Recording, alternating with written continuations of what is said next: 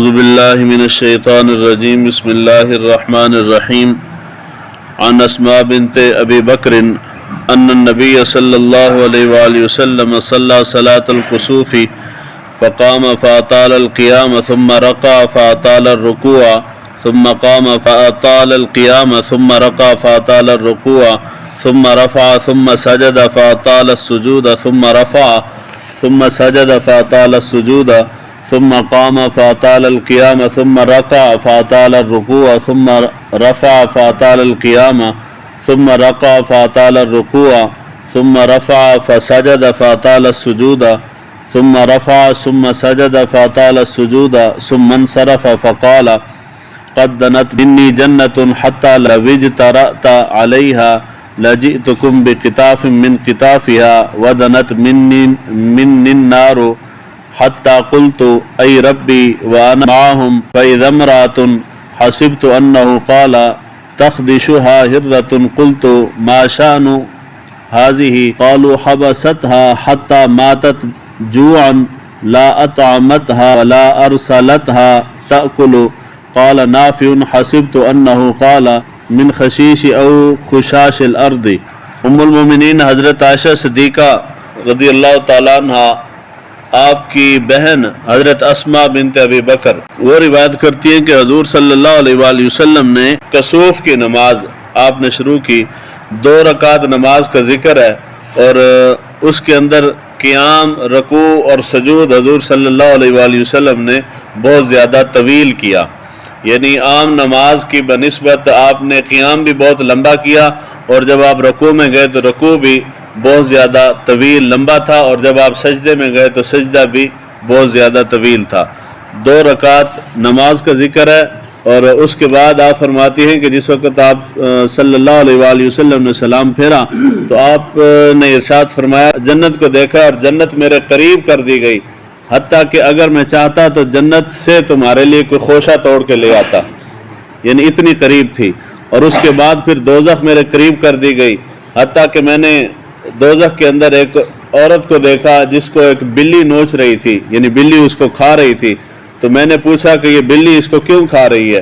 تو فرشتوں نے کہا کہ اس عورت نے دنیا کے اندر اس بلی کو باندھ کے رکھا اور اس نے خود بھی اس کو کھانے کے لیے کوئی چیز نہیں دی اور اس کو آزاد بھی نہیں کیا، یعنی خود بھی کھانے کو نہیں دیا اور آزاد کر دیتی تاکہ وہ زمین سے کچھ کھا لیتی یا زمین سے کوئی کچرا وغیرہ کھا کے اپنا پیٹ بھر لیتی، نہ اس نے چھوڑا نہ کچھ کھانے کو دیا، حتیٰ کہ وہ اسی طرح بھوک سے مر گئی، تو یہ اس کی سزا ہے۔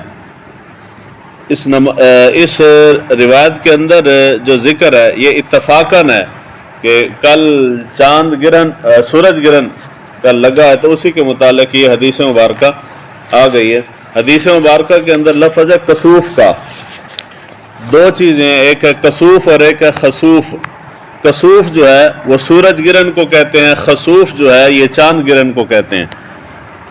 اس کے متعلق حدیث مبارکہ ہے حضور صلی اللہ علیہ وآلہ وسلم کے شہزادے حضرت ابراہیم بن محمد رضی اللہ تعالیٰ عنہ آپ کا جس وقت وصال ہوا ہے تو اتفاق یہ ہوا کہ اس وقت چاند گرہن لگا ہے، جس طرح کہ کل چاند گرہن تھا، ساری دنیا میں نہیں تھا مگر یورپ کے اکثر ممالک کے اندر تھا، تو چاند گرہن لگا۔ صحابہ کرام رضوان اللہ اجمعین آپس میں باتیں کرنے لگے کہ یہ چونکہ بہت بڑا سانحہ ہے کہ اللہ کے محبوب کا بیٹا فوت ہوا ہے، تو ظاہری بات ہے حضور صلی اللہ علیہ وآلہ وسلم کا دل مبارک قلب انور جو ہے وہ رنجیدہ تھا، اداس تھا، تو صحابہ نے باتیں کی کہ یہ آپ کے بیٹے کے وفات کی وجہ سے سورج کی روشنی جو ہے وہ جاتی رہی ہے، یعنی سورج گرہن لگ گیا ہے۔ حضور صلی اللہ علیہ وآلہ وسلم کو خبر پہنچی تو آپ صلی اللہ علیہ وآلہ وسلم نے ارشاد فرمایا کہ سورج اور چاند جو ہیں یہ اللہ تعالیٰ کی نشانیوں میں سے 2 نشانیاں ہیں، تو ان کو گرہن لگنا یہ کسی کی موت یا حیات کی وجہ سے نہیں ہے، یعنی اس کو کسی دنیاوی واقعے کے ساتھ نہ جوڑا جائے۔ اور دوسری روایت ہے حضرت انس بن مالک رضی اللہ تعالیٰ عنہ روایت کرتے ہیں حضور صلی اللہ علیہ وآلہ وسلم نے سورج گرہن کی 2 رکعت نماز پڑھنے کے بعد فرمایا سورج اور چاند اللہ تعالیٰ کی نشانیوں میں سے 2 نشانیاں ہیں، ان کو کسی کی موت کی وجہ سے گہن لگتا ہے، نہ کسی کے حیات کی وجہ سے۔ تم جب سورج گرہن دیکھو تو اللہ تعالیٰ کے ذکر اور اس کی نماز میں اس کی نماز سے پناہ میں آؤ۔ یعنی جب تم دیکھو کہ سورج گرہن لگا ہے، یہ چاند گرہن لگ گیا ہے، تو تمہارے لیے حکم یہ ہے کہ تم اللہ تعالیٰ کا خوف محسوس کرو، اللہ تعالیٰ کا ڈر محسوس کرو، اللہ کے عذاب سے ڈرو اور اللہ کے ذکر میں مشغول ہو جاؤ، اور نماز پڑھ کے اللہ تعالیٰ کے حضور جو ہے نا وہ سر بسجود ہو جاؤ اور اللہ تعالیٰ سے توبہ کرو۔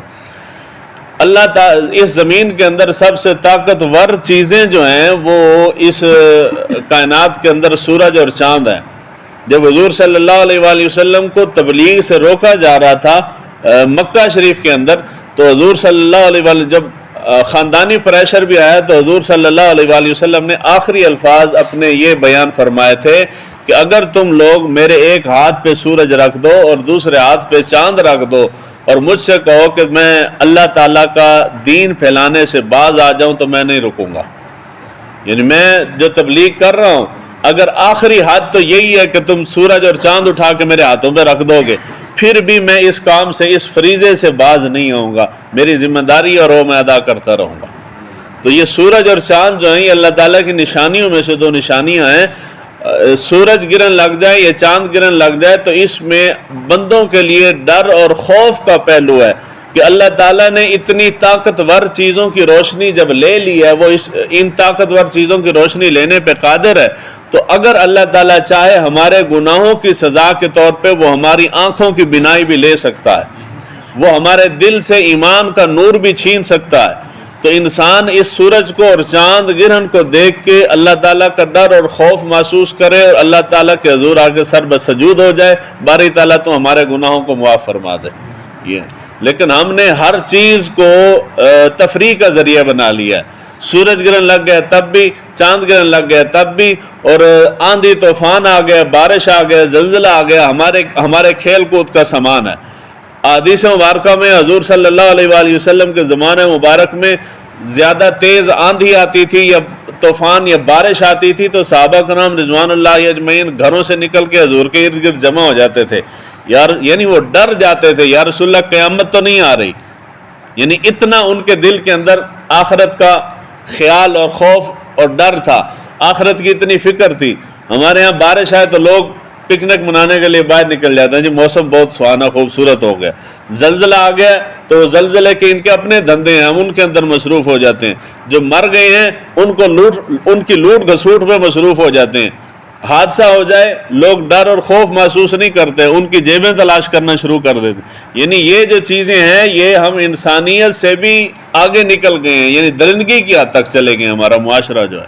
تو یہ چیزیں اللہ تعالیٰ اس لیے بھیجتا ہے، واقعات اس لیے رونما ہوتے ہیں جب زمین کے اوپر ظلم بہت زیادہ حد سے بڑھ جاتا ہے تو اللہ تعالیٰ یہ نشانیاں دیکھ کے لوگوں کو اپنی طرف متوجہ کرنا چاہتا ہے کہ تم اس ظلم اور زیادتی سے باز آ جاؤ، مگر لوگ ہیں کہ وہ اس کو بھی پکنک کا ذریعہ سمجھتے ہیں۔ تو اس چیز سے باز آنا چاہیے۔ دوسرے نمبر پہ نماز کا ذکر ہے۔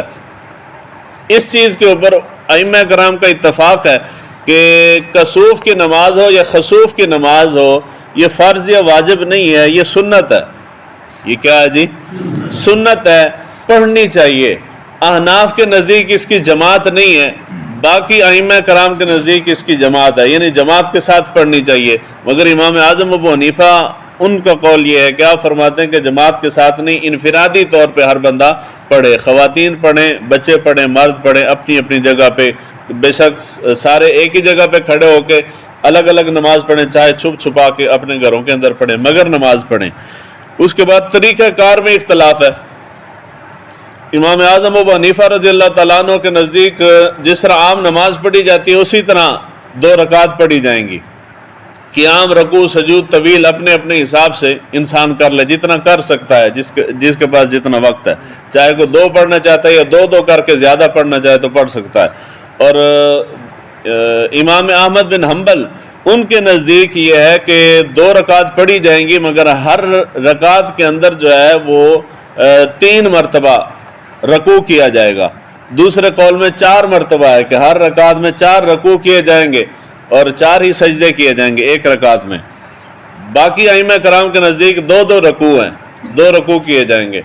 یہ جو 1 سے زائد رکوع کی روایات ہیں یہ ان کے اندر اضطراب ہے۔ اضطراب کس کو کہتے ہیں؟ یہ کل یا پرسوں کے درس کے اندر بیان ہو چکا ہے۔ 1 رکعت کے اندر 1 سجدہ، اس کے اوپر بہت سی روایات موجود ہیں، مگر 1 سے زائد سجدے اور رکوع کی روایات کے اندر اضطراب ہے، یعنی کوئی حتمی بات نہیں ہے۔ 1 رکوع کا ذکر بھی ہے، 2 رکوع کا ذکر بھی ہے، 3 کا بھی ذکر ہے، 4 رکوع کا بھی ذکر موجود ہے، اور حتیٰ کہ ایک روایت کے اندر 5 رکوع کا بھی ذکر موجود ہے۔ تو بہتر طریقہ یہی ہے کہ 1 رکعت کے اندر 1 ہی رکوع اور 1 ہی سجدہ، 2 سجدے کیے جائیں، جس طرح کہ ہم عام نماز پڑھتے ہیں اسی طرح نماز پڑھی جائے۔ اس واقعے سے جو اصل چیز ہمارے ہاں رائج ہے، موجود ہے، اگر کوئی نیک بندہ فوت ہو جائے اور اس کے فوت ہونے پہ بارش آ جائے یا اس قسم کی کوئی موسمی تبدیلی آئے تو ہم اس موسمی تبدیلی کو، اثرات کو اس کی فوتگی کے ساتھ جوڑتے ہیں۔ جی فلاں بندہ فوت ہوا تھا تو بڑی رب کی رحمت ہوئی ہے جی، ویسے بڑی گرمی تھی جس دن وہ فوت ہوا، موسم بڑا ٹھنڈا ہو گیا تھا جی۔ یہ عام چیزیں ہیں۔ وہ فلاں بندہ پیدا ہوا تھا تو اس کے پیدا ہونے پہ یہ ہوا تھا۔ یہ جو چیزیں ہیں یہ توہمات ہیں، یہ ہندوانہ ذہنیت کی چیزیں ہیں، ان سے بچنا چاہیے۔ کسی بھی موسمی تغیر کو، حادثے کو یا خوشنما واقعے کو کسی کی موت یا حیات کے ساتھ نہیں جوڑنا چاہیے۔ اس کی ایک مثال میرے ذہن میں آ گئی ہے، سمجھنے میں آسانی ہوگی۔ ہم جس طرح کرامتیں بناتے ہیں نا، وہ کرامتوں کا ایک آپ کو طریقہ بتاتا ہوں، کرامت کس طرح مرز وجود میں آتی ہے۔ جس وقت عمران خان اپنے یہ بنی گالا ہے نا لاہور، نہیں زمان پارک میں تھا، تو ویڈیو اب بھی نیٹ کے اوپر موجود ہے۔ جس دن میں نے یہ دیکھی تو مجھے بڑا خیال آیا، اگر عمران خان کی جگہ پہ وہاں کوئی مذہبی بندہ بیٹھا ہوتا، یعنی کوئی مذہبی تنظیم ہوتی اور اس کے خلاف یہ اٹیک ہو رہا ہوتا تھا، تو یہ ان کے لیڈر کی بہت بڑی کرامت انہوں نے بنا دینی تھی ماننے والوں نے۔ ہوا کیا ہے کہ عمران خان بنی گالا میں ہے، ادھر سے پاکستانی فورس نے وہ شیل پھینکے آنسو گیس کے۔ رب کی قدرت ہے، یہ کسی کی کرامت شرامت کوئی نہیں ہوتی، اتفاق ہے نا جی۔ جس طرح یہ اتفاق ہے کہ جی کل سورج گرہن لگا اور آج حدیث مبارکہ سورج گرہن کی آ گئی ہے، اس میں کوئی میری کرامت ہے؟ یہ تو اتفاقی بات ہے نا جی، اتفاقاً ہو جاتا ہے، بعض معاملات ایک دوسرے سے جڑ جاتے ہیں، اس کا کرامت کے ساتھ کوئی تعلق نہیں۔